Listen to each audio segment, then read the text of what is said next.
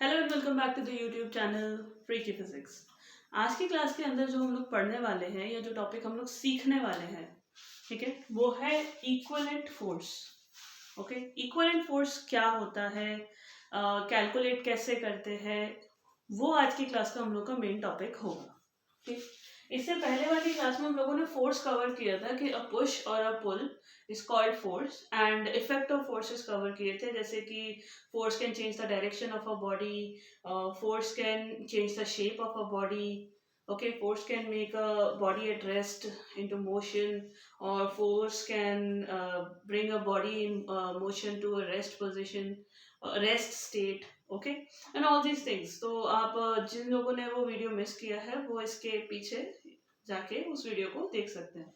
तो उसी के आगे से हम लोग आज कंटिन्यू कर रहे हैं, तो वो है इक्विवेलेंट फोर्सेस के बारे में। सो बेसिकली क्या होता है कि द फोर्स और द टोटल फोर्स, इसको आप यूं कह सकते हो, the total force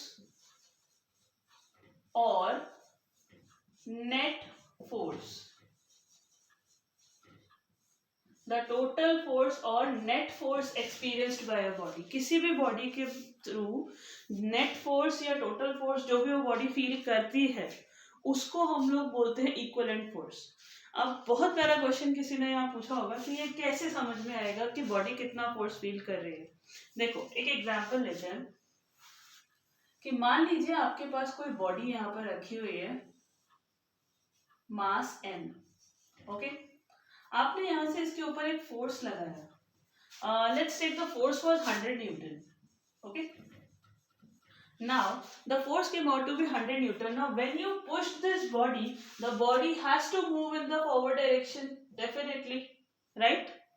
Okay, now the next thing, that is, ये सिंपल केस है अभी फोर्स का, ठीक है। इसके अंदर भी कुछ टेक्निकलिटीज हैं जिसके अंदर हम जब फ्रिक्शन पढ़ेंगे तो आपको समझ में आएगी।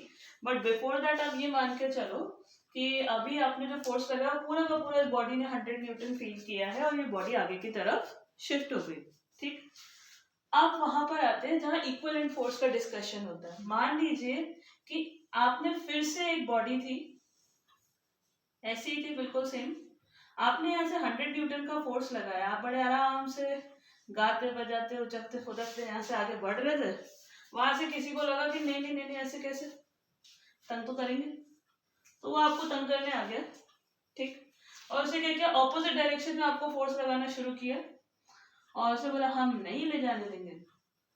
तो लगाया तो उसने 50 न्यूटन फोर्स मान लो, ठीक है, आपसे थोड़ा सा कम पावर वाला इंसान वहां पे खड़ा है। ठीक, उसने फोर्स लगाया 50 न्यूटन जितना उससे हुआ। ठीक, अब अगर 100 न्यूटन आपने लगाया और 50 उसने लगाया, ऑब्वियस सी बात है जिसने ज्यादा फोर्स लगाया बॉडी उसी के फोर्स की डायरेक्शन में जाएगी, यानी कि अगर फोर्स का डायरेक्शन ये है तो बॉडी इसी डायरेक्शन में जाएगी। लेकिन अभी भी ये बात समझ में नहीं आ रही कि इक्विवेलेंट फोर्स का क्या मतलब है यहाँ पे।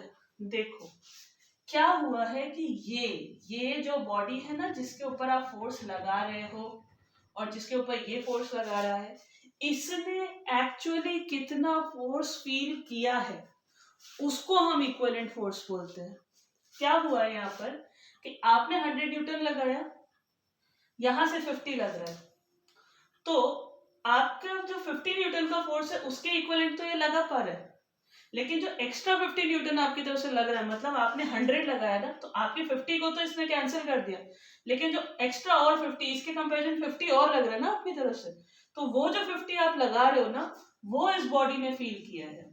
तो बेसिकली ये बॉडी जो नेट फोर्स फील कर पा रही है वो कितना है, 100 minus 50, that is 50 Newton. In short सारी कहानी इसी के अराउंड घूमती है कि इस बॉडी ने कितना फोर्स फील किया। अब बहुत सिंपल सी बात है, सोच के देखो, किसी ने ऑपोजिट डायरेक्शन में फोर्स लगाया, आपने यहाँ से लगाया, आपने माइनस कर दिया। मैम अगर सेम डायरेक्शन में लगा तो, सिंपल सी बात है ना, अगर सेम डायरेक्शन में लगा तो आप ऐड कर दोगे। कैसे, जैसे मान लीजिए यहाँ पे एक और बॉडी है, ओके, आपने यहाँ से लगाया 100 न्यूटन, आपके फ्रेंड ने कहा कि अकेले लेके कहाँ जा रहे हो, मैं भी चलता हूँ साथ में। तो उसने क्या किया यहाँ पर 50 न्यूटन का फोर्स, बेचारा वो थोड़ा सा सुधर गया, उसने कहा कि कोई फायदा नहीं है अलग से लड़के, इन्हीं के साथ मिल जाओ। तो उसने क्या किया, आपके साथ इसको इस तरह धक्का लगाने में हेल्प करना स्टार्ट कर दिया, तो आपकी बॉडी इस तरह मूव कर रही है। अब इसके अंदर क्या हुआ कि ये बॉडी अब कितना फोर्स फील कर रही है, 100 आपकी तरफ से और 50 आपके फ्रेंड की तरफ से। तो टोटल फोर्स जो इस बॉडी ने फील किया है, इस बॉडी ने फील किया है, वो हो जाएगा आपका 100 प्लस आपके फ्रेंड का 50 न्यूटन, यानी कि 150 न्यूटन। ये लगा है टोटल फोर्स इस बॉडी में। अब यहां से हम लोगों को ना दो कंक्लूजन ड्रॉ करने को मिले। चलो फटाफट से समझते क्या कंक्लूजन है। पहला कंक्लूजन, दैट इज कंक्लूजन 1, ठीक है। if forces are in opposite direction, if forces are in opposite direction, then net force will be net force on body. Please don't forget net force on body. Okay, किस पे, इस पे जो feel हो रहा है, net force on body will be the difference of the two forces and the body will move in the direction of force with greater magnitude.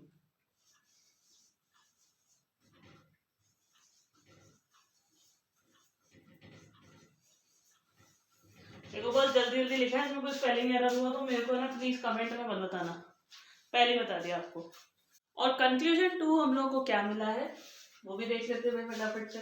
देखो conclusion 1 में क्या बोला तुमने कि अगर forces are in opposite direction तो net force will be difference of the two forces and the body will move in the direction of force with greater magnitude. Conclusion 2 आप खुद लिख सकते हो वैसे तो अपने आप, मगर फिर भी हम ये वीडियो बना रहे हैं तो हम क्यों बना रहे हैं, हम भी तो लिखेंगे कुछ, तो हम भी लिख रहे हैं, आपको लिखना है आप भी लिख लो, ठीक है। अब इसी के अंदर आप कर सकते हो कि if the forces are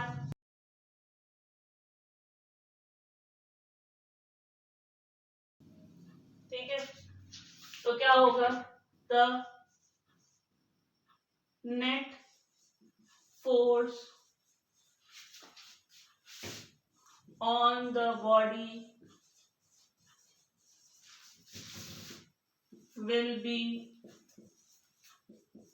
the sum of the two forces, ठीक है, and motion of the body will be in the direction of the applied force। तो बताने की जरूरत है ही नहीं, जब दोनों के दोनों मिलके यहाँ धक्का मार रहे तो इस बेचारी बॉडी की क्या मजाल की ना सर के, ठीक है, जाएगी जाएगी बेचारी, दी नींद सी तो कुछ कह भी नहीं रही, कभी यहाँ रख देते हो कभी यहाँ रख देते हो कभी यहाँ, कुछ भी कर रहे हो उसके साथ, ठीक है। चलो तो ये हम लोगों का है इक्विवेलेंट फोर्सेस। अब एक काम करते हैं, क्योंकि पढ़ा है तो होमवर्क तो करना पड़ेगा, है ना, तो एक काम करते हैं होमवर्क लेते हैं फटाफट से कि कुछ कुछ क्वेश्चन इसमें से क्या क्या आएंगे, है ना।